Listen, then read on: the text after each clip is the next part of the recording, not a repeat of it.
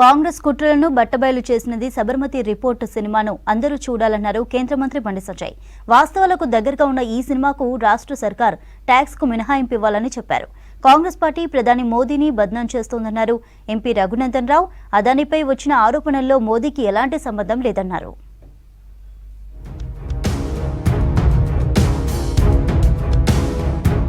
The Sabarmati report మూవీకి రాష్ట్ర ప్రభుత్వం ట్యాక్స్ మినహాయింపు ఇవ్వాలన్నారు కేంద్ర మంత్రి బండి సంజయ్. సబర్మతి సినిమాలు మరెన్నో రావాలన్నారు. హైదరాబాద్ జీవీకే మాల్లో ది సబర్మతి సినిమాను బీజేపీ నేతలతో కలిసి వీక్షించారు బండి సంజయ్. కాంగ్రెస్ కార్యకర్తలంతా ఈ సినిమా చూసి వాస్తవాలు తెలుసుకోవాలన్నారు.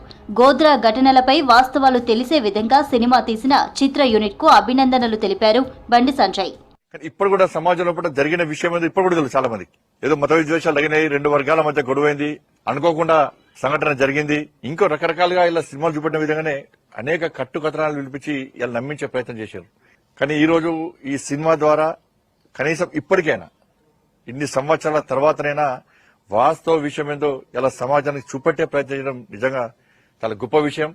ఈ సినిమా కమర్షియల్ డబ్బుల కోసమో సెన్సేషనల్ కోసమో వ్యాపార దృక్పథం తీసే సినిమాకి ఇది జరిగిన వాస్తవ విషయాలను కళ్ళ కట్టినట్లుగా సమాజానికి చూపెట్టే ప్రయత్నమే ఈ సినిమా. రానున్న రోజుల్లో ఒకే దేశం ఒకే చట్టం వస్తుందనే ధీమా వ్యక్తం చేశారు ఎంపీ రఘునందన్ రావు. కాంగ్రెస్ పార్టీ అబద్దపు ప్రచారాలతో ప్రధాని మోదీని బద్నాం చేస్తోందని మండిపడ్డారు.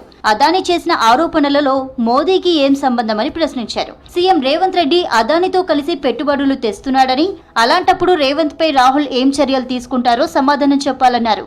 వచ్చే పార్లమెంటు సమావేశంలో వక్ఫ్ సవరణ బిల్లును ఆమోదించడం జరుగుతుందన్నారు ఎంపీ రఘునందన్ రావు. రేవంత్ రెడ్డి మొన్న పోయి చేసుకున్నటువంటి ఒప్పందాలు ఏందో చెప్పుంది. అమెరికన్ కోర్టు నరేంద్ర మోడీ గారి దగ్గర కుంభకోణం జరిగిందని చెప్పలే.